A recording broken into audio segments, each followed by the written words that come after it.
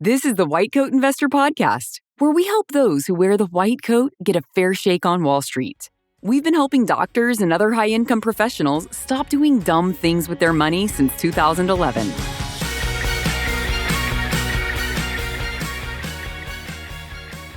This is White Coat Investor Podcast number 326. Finances for doctors with a terminal diagnosis. Now is the perfect time to review your last tax plan. Are you taking advantage of the available tax saving strategies? Have you used all the deductions that can reduce your taxable income? Cerebral Tax Advisors is a White Coat Investor recommended tax firm that specializes in helping medical professionals lower their personal and business taxes.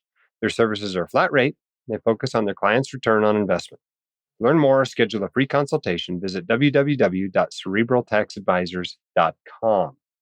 All right, our quote of the day comes from one of my favorite prior WCI Con speakers, Morgan Housel. He said, a big enough bonus can convince even honest, law-abiding finance workers selling garbage products that they're doing good for their customers. And that sure is true. It's hard to look past that conflict of interest. Okay. You may not know about this service we offer, this product line we have. We partnered with Card Ratings.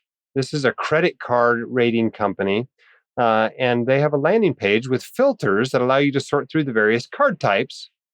If you choose the right card or cards, a doctor or other white coat investor can maximize their convenience while potentially saving more money on purchases or earning free travel, making it worth the effort to find the right card for your situation. You can find that link at whitecoatinvestor.com/best-credit-cards-for-doctors. So you can find that on the website and make sure you have the card that's working best for you. Obviously, if you were carrying a balance on your credit card, you shouldn't have any credit card at all. But this is assuming you're paying it off every month, using it responsibly, and it is actually a convenience card for you, a rewards card for you, etc., not a credit card. All right, we're going to get into an interview today. It's kind of an interesting interview, as you may recognize from the title of this podcast. This is not the sort of thing we deal with every day on the White Coat Investor Podcast, but I think it's very interesting. I think it's very eye-opening to think about what your life would be like if a huge, terrible diagnosis were dropped on you, very early in your career. So let's bring our guest on the line, and we'll talk more after the interview. Our guest today on the White Coat Investor Podcast is Dr. Adam Maclauchlan. Did I pronounce that right, Adam? Yes, sir, you did. All right. That's impressive. Welcome to the podcast. Thank you. I'm honored. We're going to be talking about a lot of sensitive topics today. I mean, we talk about money all the time with people, particularly on the Milestones to Millionaire podcast.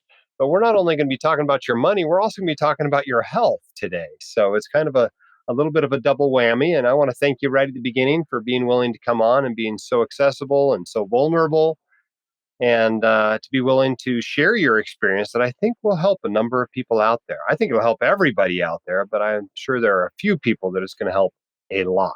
So let's help people get to know you a little bit. Why don't we start with just talking about, where you're from and, your upbringing, your education, and your career to this point. Yeah. So I grew up around the Richmond, Virginia area. Had a great upbringing, great parents. My dad was a mechanical engineer. My mom worked as a project manager. And so like I said, I grew up in Richmond, Virginia area. I ended up going to Randolph-Macon College, which is a Division III school, played football there. My financial background, I would say, my parents were good blue collar people. They saved into 401ks, things like that. They didn't do it too much investing outside of that. They did retire a little bit early because of how much they saved and paid down debt. So I had a little bit of financial background from them, but not a whole lot. And I decided to pursue a career in medicine, and I could not get into a United States medical school. So I continued to apply for a few years and was not able to get in. And so I ended up going to a Caribbean school, Saba University. And so that kind of created a chip on my shoulder. But I tell you what, it was such a blessing from God, because that's where I met my wife. And we ended up couples matching into Indiana University at IU Methodist. That was in Indianapolis. And we were there for 3 years in residency, and then we worked out there west of Indianapolis at in Avon, Indiana, and we were there for 3 years. Very cool. Mhm. Indianapolis is very well known in my field. It's kind of a big name program for emergency medicine. I went out there and interviewed, and I think I ended up ranking them fourth or something on my match list. So Yeah, I wouldn't say I know it well, but I know it a little bit.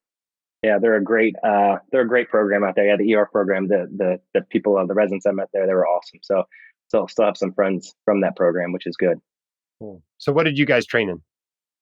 So we've trained in family medicine, Okay. and I actually it was in the Midwest, so I actually had trained in doing screening colonoscopies as well. So when we got out, I did outpatient medicine with screening colonoscopies, and my wife, um, she's the hardest worker I know. She ended up getting did OB as well, C-section trained as well during her 3 year career in residency, and so we dabbled in that. We both did outpatient. She was doing OB, and I was doing screening colonoscopy. So we were quite busy. And then I ended up doing kind of a side gig as well for a non-narcotic pain management clinic, and we basically just really tried to pay down our loans.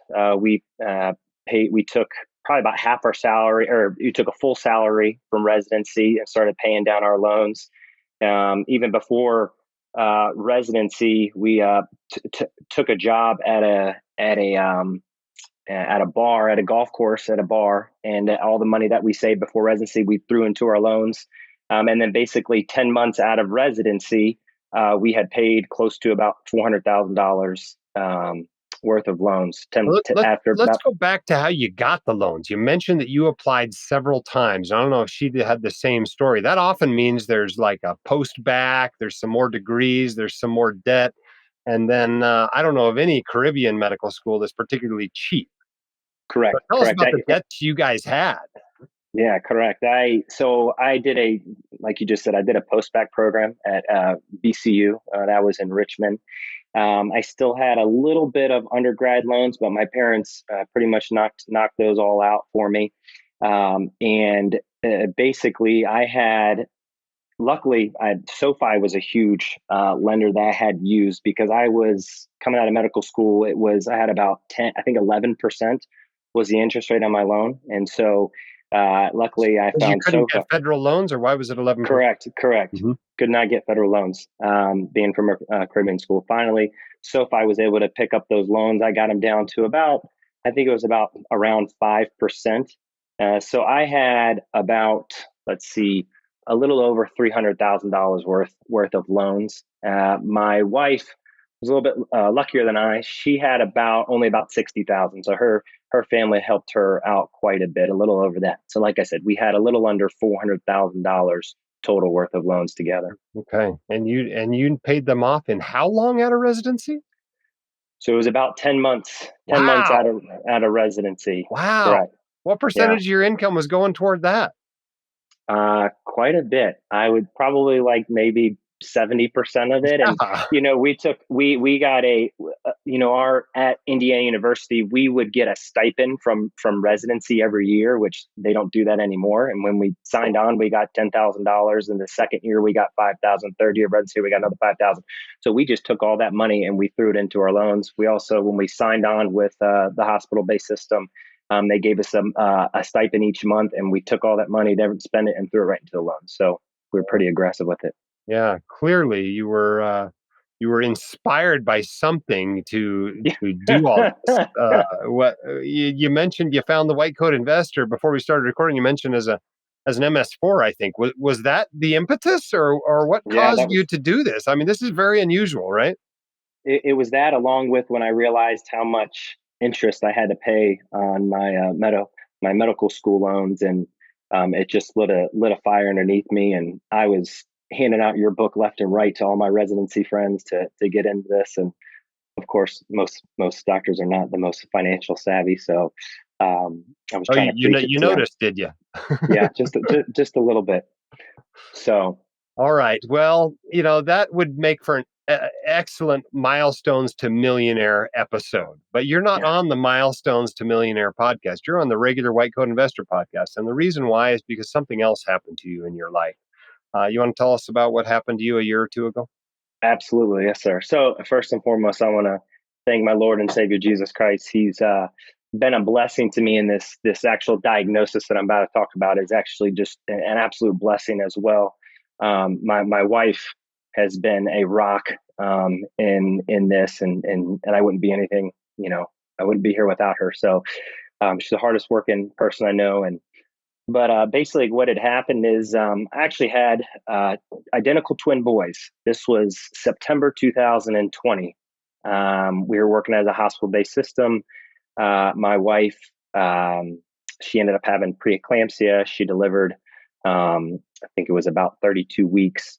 So the boys did fine. They're great. They're healthy. We're so blessed. And about a year later, after that, in about September 2021, I was starting to have some pain throughout my body. I played 4 years of college football. I get up every single day, 5 o'clock. I exercise. And I was doing some heavy weightlifting here and there. So I was starting to have scapula pain, lower back pain, hip pain, shoulder pain. Like I said, I had worked for a side gig with actually a chiropractor, non-narcotic pain management clinic. I would see car accident victims, and I was having this left shoulder pain. I had actually both my labrums were repaired from college football, so I thought maybe it was just I just had injured it, and tried to do some home physical therapy. Just wasn't getting any better, so I decided to get an X-ray at the chiropractor's office where I worked at, and I saw the left shoulder look great, but obviously the kind of the upper left part of my lung was all whited out. So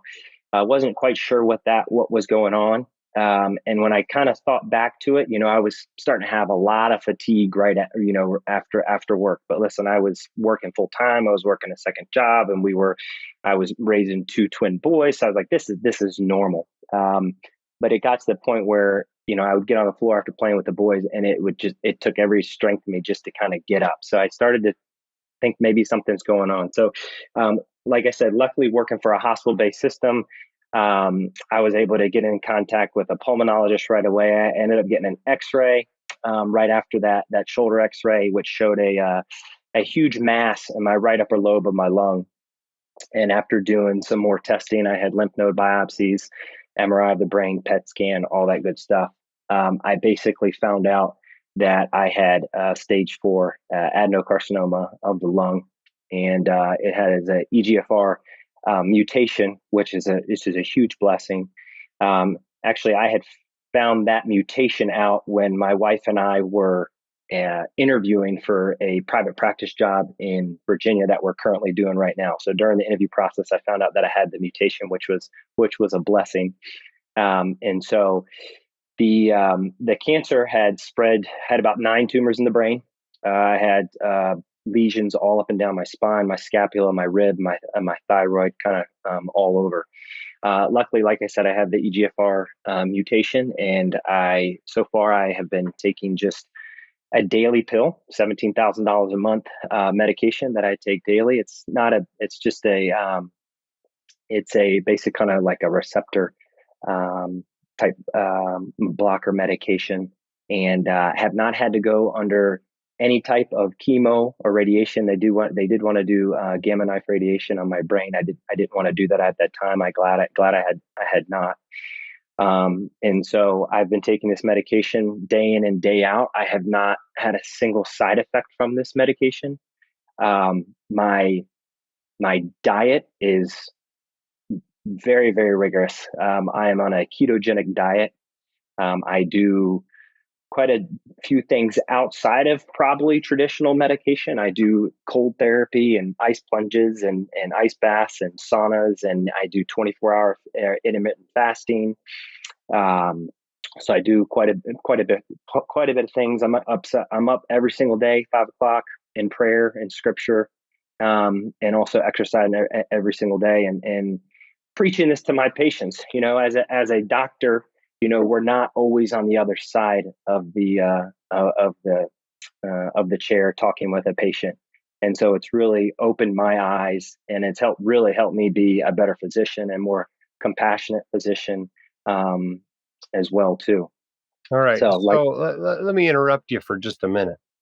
I mean, you're at this time, you're what, 33, 34 years old, yes, sir. and you Yes, get sir. told you have lung cancer. Yes, sir. I mean, lung cancer, you're supposed to get this when you're 70 and you've had emphysema for 15 years, right? Yeah. Yeah. I've never been a smoker. Yep. Never been a smoker. I mean, do you have some sort of asbestos risk factor, some sort of reason to have this lung cancer that can make No, the no. rest of us somehow feel comfortable that this can't Yeah. happen to us? I know. I know. No, they're not a single risk factor. I've never been on any medications. My labs have all been stable. In fact, when they got labs on me, everything was stone cold. They couldn't figure out what it was. Your shoulder hurt. You go in and you have metastatic lung cancer at Mhm. 30, early 30s, mid 30s. How did you feel when you got the diagnosis? To be honest with you, not once have I felt afraid or anxious or scared or angry or anything like that. I was ready to fight, and I knew that God put this on me, and it was now my responsibility to, start professing His name and to start reaching out to patients and being a patient advocate. I just felt like this was always in the cards for me, and doing podcasts like this and getting my story out there, and helping people. That's the biggest thing. And I know my road is not done yet. I've got a lot more. I've got a lot more things that God still wants me to do. Now, you are a doctor and you've got cancer. So, if you're like most of us that get cancer, you've become an expert in your cancer. Correct. What's the expectation of most people that get this cancer? I mean, is this something where, the average life expectancy is a year or 5 years, or lots of people beat it, or what's the expectation?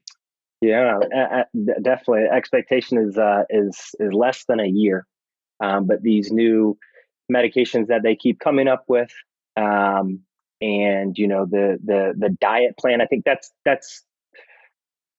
a big issue sometimes I have with. I think oncologists are fantastic. They are special people, but I think sometimes, we need to focus, on not just the disease, but the whole person. Um, and I think that incorporating not just traditional medicine, like what I'm taking, but also incorporating that with the right foods in your diet, anti-cancer fighting foods, anti-inflammatory foods. Like I said, exercise, getting good sleep, which is huge. And then relationships. I think cancer is a mind thing. If you let it take over your mind, it's going to destroy you. I think we as physicians, we counsel on diet and exercise, but we don't counsel enough on relationships. Relationships, the deep relationships you have with people decreases the stress. I mean, just look at what COVID has done with all people who were, just secluded in their homes, and they were lonely. Loneliness and not having relationships with people, that's worse than smoking. That's worse than obesity. That's worse than diabetes. That will kill you. And so I think, the relationships that you build with family members, with patients, that is huge, and I think that's what's really been keeping my cancer at bay. It's interesting you mentioned that. I have a family member who died with pancreatic cancer. I have a hard time saying this family member died of pancreatic cancer because the tumor was invisible on a scan just a month or two before death. And it just kind of felt like the family member kind of gave up. And so I think there is a lot to mindset for sure. Absolutely, in treating anything like this. But at some point, relatively early on, you realized you'd been given a terminal diagnosis. Now, none of us get out of this life alive, of course. And you clearly, being a religious person, have a very eternal perspective on life. But, what went through your mind when you realized your time was maybe more limited than the average, person in their mid 30s? What priorities did you think about? What was your thought process with what you wanted to do with the rest of your life? Yeah. So multiple things went in, and one of the big things, and I think that's why I know the reason why I'm on this podcast is my finances came in was a big priority for me. I wanted to make sure that my kids were well off. I've always wanted to create generational wealth, and like I said, I am blessed that my wife works as a physician, so we had dual income. So I'd say one of the two things that really popped in my head was that my family is financially secure, and that I have the time with my family as much as I can, creating that balance of not working too much, but working enough to create a little bit of wealth for them, but still spending as much time as I could with them, putting the phones down, being with my boys, staying away from the media and all that stuff, and just being in the now and creating, like I talked about, that deep relationship, not just with my wife, but also with my boys. I mean, they I think there's this statistic that you have about 80% of the time that your kids are in their home is between when they're born until they're 18 years old, and then after that, you don't see them as much, and so it is crucial to kind of be with them and teach them as much as you can. And I wanted to teach my kids about finances, and so I've been constantly journaling and writing things, and I have a stack of books of financial years is one of them that I want them to read when they get older, if I'm not here. Hmm. So the financial perspective, what else? I mean, did you create a bucket list or anything like that?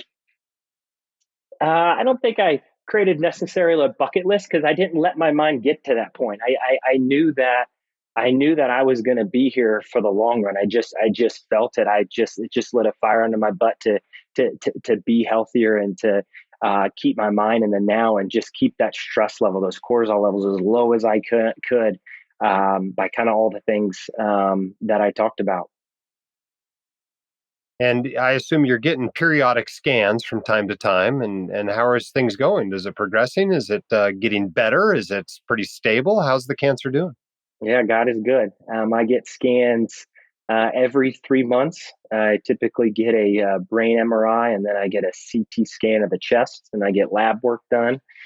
Uh, my oncologist is over at UVA right now, and so, like I said, I do that every 3 months. I just had a scan right before my birthday in June, end of June, and everything is stable, looks good. There's no brain lesions that are seen. I still have the mass in my chest is mostly kind of scar tissue right now, and the sclerotic lesions in my bones are continuing to heal. Luckily, I was able to convince my oncologist to lengthen these scans instead of every 3 to every 4 months, decrease a little bit of radiation that I get exposed to in my body. So right now, yeah, and I'm working with right now. I'm in talks with, it's called the EGFR resistors. It's a lung cancer foundation that I'm looking to kind of get on the board, and start being a patient advocate and stuff like that. So things are slowly uh, going in the right direction. Hmm. I think you better explain EGFR for the rest of us. I'm not sure most of the people listening to this podcast actually know what you're talking about when you talk about that. When I think about GFR, I think about glomerular filtration rates. Yeah, yeah, So tell us what you're talking about with that. Is that a yeah. particularly good? It sounds like it's a particularly good protein to have on your cancer, or something that makes it a little bit easier to fight, or tell us what it is. Yeah, so it's basically an epithelial growth factor receptor, and so basically what this is it's a mutation that is found on the cancer uh, gene, and so there are a number of mutations, and some people may have had it. There's EGFR, there's ALK mutations, and so these mutations, and specifically lung cancer, are actually, if you're going to have it, you want to have a mutation, because they have developed these medications that can basically target these mutations on the cancer gene, and prevent them from replicating. So people that tend to have lung cancers that do not have this mutation, it becomes very difficult to fight. And that's why a lot of times they start with chemo and radiation and blasting you at all sorts, because they do not have the specific way that the cancer is working and replicating. And so, like I said, it is a blessing that I have this mutation. I'm on a medication called Tagrisso that targets this mutation. To believe it's I think it's a third generation tyrosine kinase inhibitor. And so over the years, they've started to develop more of these tyrosine kinase inhibitors, and they're working better and better each time. They're having less side effects as well, which is good. And also, they're coming out with other medications that are immunotherapy type medications. You've heard of Keytruda and things like that. And then, of course, the last ditch effort is basically kind of chemo and radiation and things like that. And so, just talking with EGFR receptors, they are, EGFR resistors. They are continuing a lot of research into newer medications. Lung cancer tends not to be the cancer that has the most funding. You see more for things like breast cancer. And I think the reason why you see this is that, like you said in the beginning, typically with people with lung cancer, you typically get people who are mostly in their kind of 60s and 70s who are getting that. And most of the funding is coming from the patients. And sometimes I'll bet people feel, oh, they did this to themselves, right? They've been smoking for 50 years. Correct. And so you get that. Then you get that probably doesn't help funding. Correct. Yeah. Correct. Correct. $17,000 a month. That's what your medication costs. How much does insurance pay? So, like I said, God is good. Insurance I don't pay a dime for it right now. And so I'm working with AstraZeneca, which is the drug company. And so I basically have to reach my max out of pocket, which I do pretty much after 2 months with all the scans and medications that I'm on. And so I just basically, my wife and I have separate HSA accounts, and so I just use my HSA account to pay for these scans and what's left over. Usually, the medication is paid up till about 9 or 10 months throughout the year, and then I have to come up with the rest of the cost. But again, like I said, with a high deductible plan of HSA, my max out of pocket is about $4,500. So I pay $4,500 every single year. Mm-hmm. So not too bad. How would you feel about taking that medication if you had to come up with the cash for it yourself? That would be difficult. I would have to be. I would think of a lot of different investing ideas. Like I said, and we can get into it as well. But yeah, I have. We're getting into. I have quite a bit of, or a little bit of active real estate investing that I do. If I had to pay $17,000 for that drug, I'd have to do something probably in real estate, come up with something. Yeah. It's an interesting dilemma. I'm glad you don't have to face it. I'm sure there are people out there who do. Yes. And difficult decisions like, do I start taking out home equity loans and leave my family worse off after I'm gone? That sort of a dilemma. I'm glad you don't have to face that. Good job getting health insurance. Did you also get life and disability insurance? So yeah, that's an interesting topic. So with my wife and I both being a dual income position, we always had life insurance and disability through our jobs. It wasn't a lot though, and so we always were a little risky. And in fact, I had a financial advisor who I just recently fired a few months ago. But a financial advisor had told me, maybe you should think about possibly disability life insurance. I know that you guys are both dual income positions, so it's kind of up to you. And so, like I said, outside of our jobs, we did not have any other type of life insurance or disability. My new private practice, I get a little bit better life insurance and disability. And in fact, I pay a few dollars a month for an extra $100,000 on my life insurance policy that no questions asked. But this is my thoughts on it. Like I said, these disabilities I feel like are almost kind of a bridge. and we're getting to the point that our finances it's got a lot of momentum going right now, and we're close. I feel like we're closer than we think to financial independence, and so maybe in a couple years from now, I would probably have canceled my life insurance anyways. And so that's kind of the way that I think about it. Obviously, if I could go back, would I obviously get more life insurance disability? Absolutely. But I'm not going to worry about the past. And I think that also kind of lit a fire under my butt even more, to save more and invest more. And so I don't need those type of policies, but I do think there is a time and a place for them. Now, this is a very reasonable decision that lots of dual income, dual doc couples make. They decide each other are going to be their life and disability policy. They figure the family can live on just one physician income. So this is not an uncommon decision. I'm curious, obviously knowing that you got this, you'd buy more. But I'm curious what your advice would be to just a regular dual income physician family that was thinking about making the same decision you made. Do you think it was a bad decision, or do you think you just got unlucky?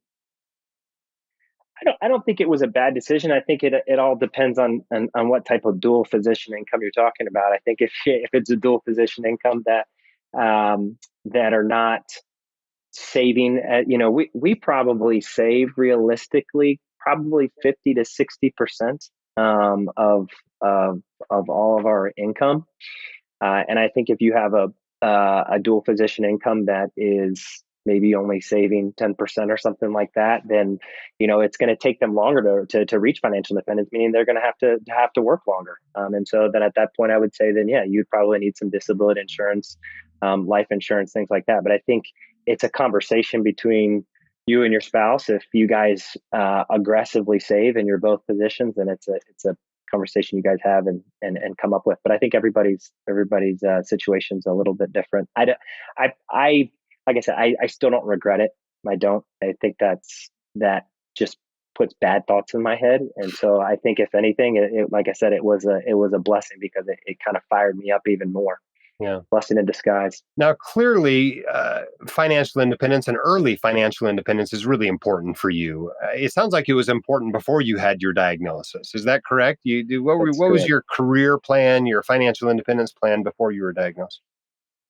Yeah, I had it was I think it was similar. It just wasn't as I wasn't as passionate about it. I love being a primary care doctor. I love the relationships with my patients. The one thing that I don't like seeing where medicine is going is, I think a lot of physicians are becoming burned out. And I can see it, especially in the primary care world where, they want us to see, 30 plus patients. And I just don't feel like I can deliver that great of care with 15-minute appointments. I would love to have an hour appointment with a patient and talk about the most important thing, not medications. It's, diet and exercise and sleep and relationships and stuff like that, because that overall I think would create a healthier population in our country. So, but there are too many patients in this world, in this country, and there's not enough doctors. So I understand where I'm at, but at the same time, I don't want to get burned out. And I think one of the best things you can do by not getting burned out is decreasing your time in the office. Like I said, I'm blessed right now. I picked a great career. I work 4 days a week. My call is just phone call. I work 4 weekends a year on a Saturday, half morning urgent care clinic for our practice. So I am probably the most blessed physician in this country. And so there's a lot more physicians that are working 10 times harder than me and they're burned out. And so it's a real thing. And so that has kind of, the burnout issue, as well as having the biggest thing is having more time for my kids. I at some point I would love to be in your position and being able to vacation multiple times, and that's my thing. I want to be there for my kids, and I want to raise them, and I want to first and foremost teach them to continue to be Christ-like people, and to also to give. That's the other biggest thing with kind of the fat fire movement, is that I find more joy when I'm able to give back, and not just money, but also time as well too. I mean, my goal is to being able to open free clinics and doing mission trips and doing this all on my own dime. So that's what really, and what happens with that? Well, you decrease stress and you find more joy in your life, and you keeping that cancer at bay, and you're showing the kids what it is to be a good human being and give back to this country. How did the diagnosis change your professional goals? You mean like practicing wise? Yeah, what you want to accomplish with your career. Maybe it didn't. Maybe it didn't change it at all. But I imagine that sort of news being given to you and processing that over a few years and wondering if maybe your life expectancy is not going to be as long as you thought it would be. How did that change what you wanted to do with your career? Yeah, I think it brought me closer to my patients. I think I was getting to the point where I was just almost just trying to churn through as many patients and trying to make as much money, and that didn't matter to me anymore. It was more of connecting with my patients and bringing my story to light, and there's been countless times I've sat across a patient and we have cried, and I have prayed with them, and that is truly what has sparked my passion of being a physician, and that's why we became physicians. And so I definitely think it really energized me, just to overall just to connect better with my patients and providing better patient care, and take the time with my patients. It's amazing. You feel like you don't have much time, but I think God just creates more time. When you sit there and you have a deep, intimate relationship and conversation with your patient, it goes a long way. And yeah, am I exhausted at the end of the day? Yeah, but you are so satisfied, and it makes going to work worth it every day. Hmm. Help us understand a little bit your wife's perspective. It'd be interesting and fun to be interviewing her at this same time and get her thoughts on her career and your career and what you've been doing with your finances. Give us some insight into how she's been thinking and feeling about all of this. I tell you what, she is the most amazing person I know. I'll just get choked up talking about her.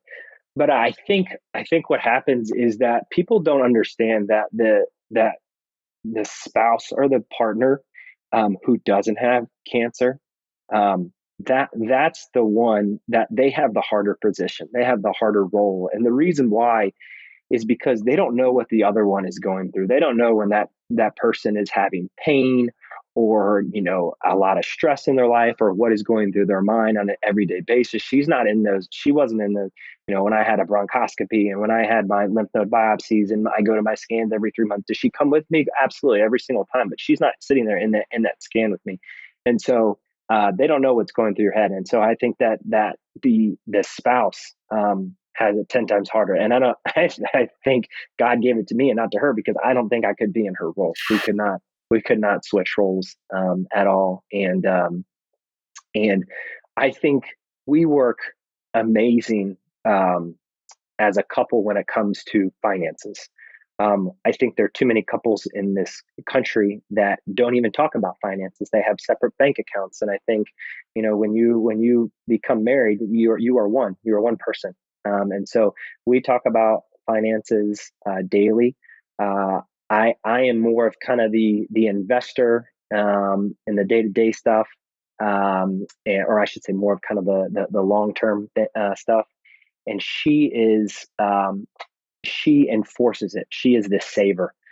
She's so, like I said, we work very well together. I like to probably spend a little bit too much, and she likes to save. And so she obviously, we have a budget and all that stuff that we go over weekly. And so yeah, we work very well together. We're, like I said, I am blessed to have found her.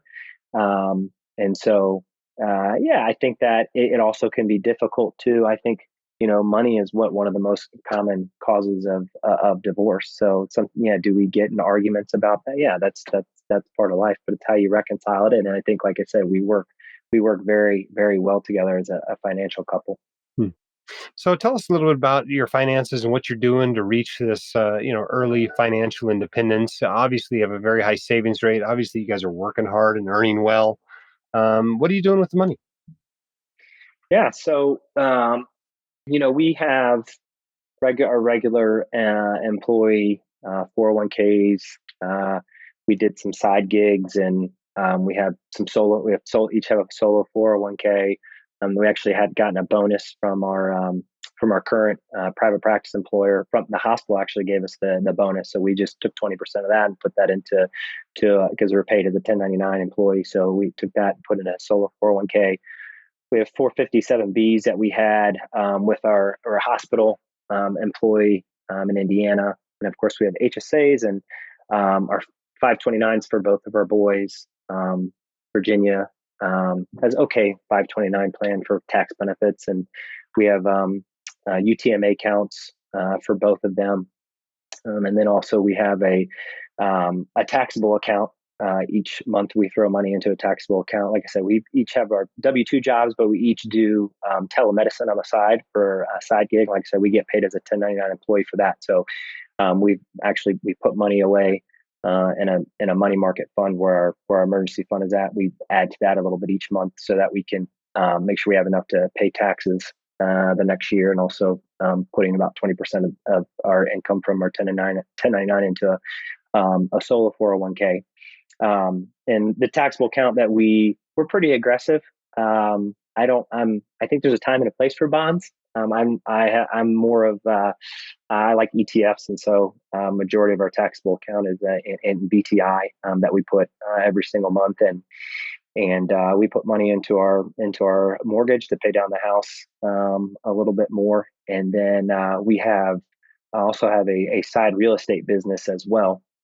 We own three single family Section 8 homes, which we love because all of them are basically these single family, single moms with multiple kids.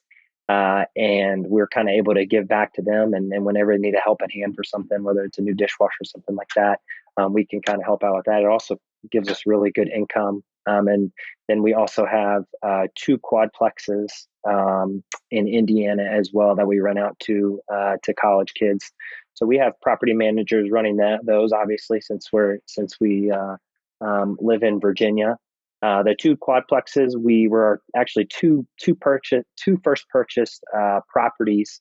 Actually took the semi-retired MD course that you guys had advertised, and that had really helped us out because I always wanted to get into real estate, but I was in that kind of analysis paralysis stage, and so we ended up financing the two quadplexes that have been doing well, and then the three single family Section 8 homes we actually purchased with cash. And so my goal from the real estate is to kind of accumulate enough cash flow to kind of supplement our income so I can start cutting down on work and doing some other things for the community. So, what our goal is to hopefully purchase another long-term property. We haven't gotten to the medium term or the short term rentals, but the long term have been good for us. I think the reason why is because, owning real estate, nothing's passive about real estate. So you definitely have to put the work in. But we do like these kind of single family long term, especially the Section 8s. And goal is to continue to purchase more and more of those, and purchase another one this year and maybe a couple next year, and just continue to let that grow. All the real estate income that we have, we never touch. We throw it right back into our fund, and we continue to let that grow. I mean, this is pretty remarkable. You're 35 years old. You already have 11 doors under management, in addition to substantial, retirement account, index fund style investments as well. And yet you're pretty hard nose to the grindstone here. I mean, you're working hard talking about, hey, I'd like to cut back later in the future. I'd like to do some other things. And yet you're sitting there with what most people would consider a terminal diagnosis. At what point do you say now's the time to cut back? You're saving 50% of your income. You've got 11 doors under management. Yeah, I love it, and I think that's what keeps me energized. Is I do like the financial aspect, and I have a wonderful job where I can help help patients and cure patients, and also make great money, and also try to help people out in the real estate world as well. So yeah, I think if I wasn't became a physician, I'd definitely probably get into the finance world or a financial advisor. So, but yeah, I think that also me keeping busy and staying healthy and being on a regimen, that's also what it keeps my cancer at bay. I get energized. I can beat this cancer. I have no doubt in my mind. I think it's the same thing as a chip on my shoulder. And when I went to the Caribbean school, and not a United States medical school wouldn't take me. I'll outwork anybody that I know. So it just pumps me up. Yeah. Very cool. Well, our time has gotten a little bit short, Adam, but I want to give you a chance. 30 or 40,000 people are going to listen to this by the time all is said and done. I'm sure you'll hear from a few of your, med school and residency classmates and about it. But you've got a chance here. You've got a lot of people's ears. What's one thing we haven't talked about today that you think they ought to know? And it doesn't have to be the one thing. It can just be a thing that we haven't talked about already. Yeah, I would say, everybody is may not be religious, but I think that one of the biggest things that gets me through the day, I would say, is prayer and scripture.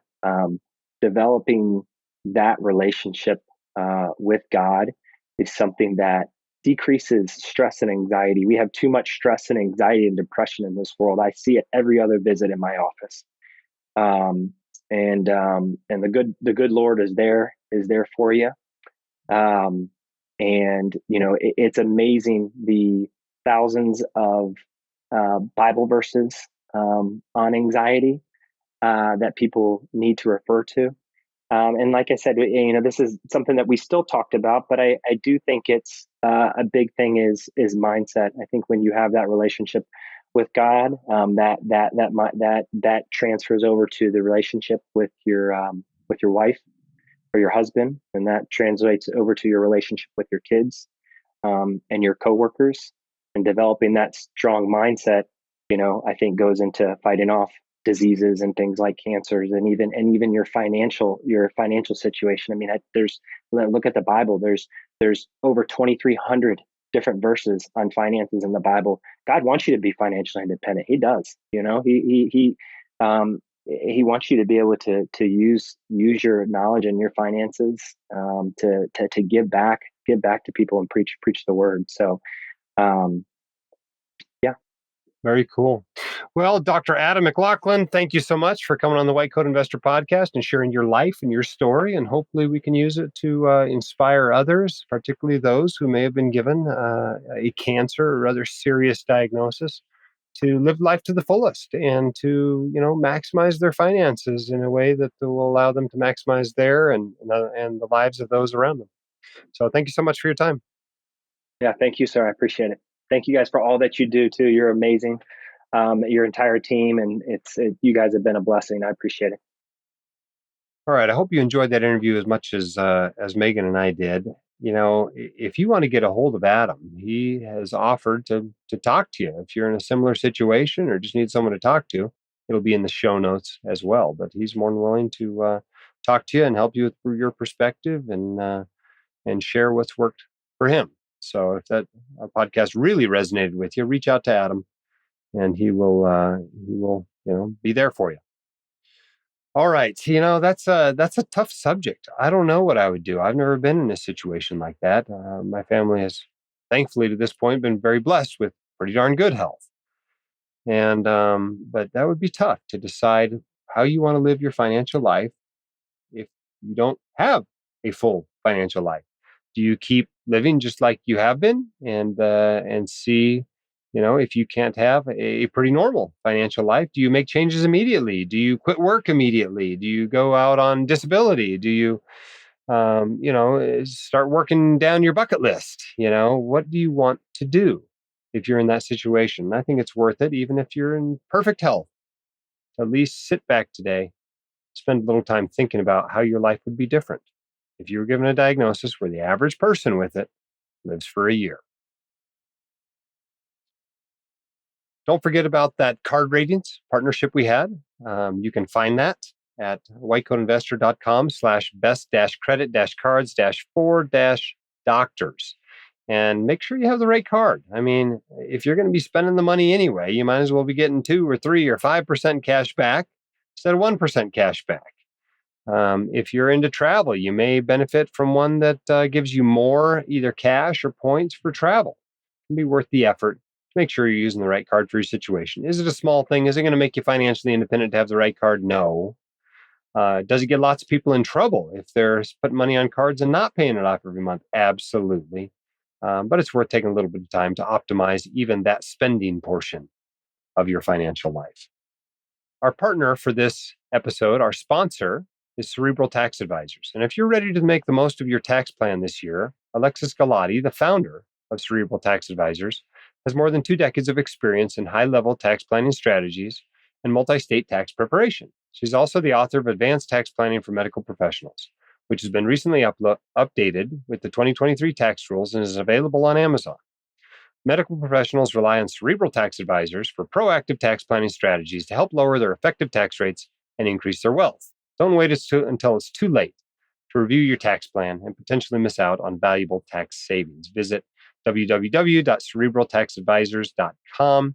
Schedule a free consultation with Alexis. Thanks for those of you who've been leaving us 5-star reviews and telling your friends about the podcast. It does help to spread the word about this important financial information. We had a review from Peds SV who said, FMG, thanks to Dr. Dolly and his work, I've been able to understand the ways for financial independence and overall wellness. Thank you for your work. 5 stars. And we do. It's tough coming from another country. It's tough coming from another country and understanding the U.S. financial system. It's tough even if you grow up here. And so we're happy to provide that service for FMGs as well as IMGs, like Dr. Maclauchlan. And heck, any other doctor who goes to any MD, DO, DDS, DMD, or even non-doctors. As we know, 95% of this stuff is the same for all of us. 4% of it's probably specific to high earners, and maybe 1% is specific to doctors. Keep your head up and your shoulders back. You can do this. We can help. We'll see you next time on the White Coat Investor Podcast. The hosts of the White Coat Investor are not licensed accountants, attorneys, or financial advisors. This podcast is for your entertainment and information only. It should not be considered professional or personalized financial advice. You should consult the appropriate professional for specific advice relating to your situation.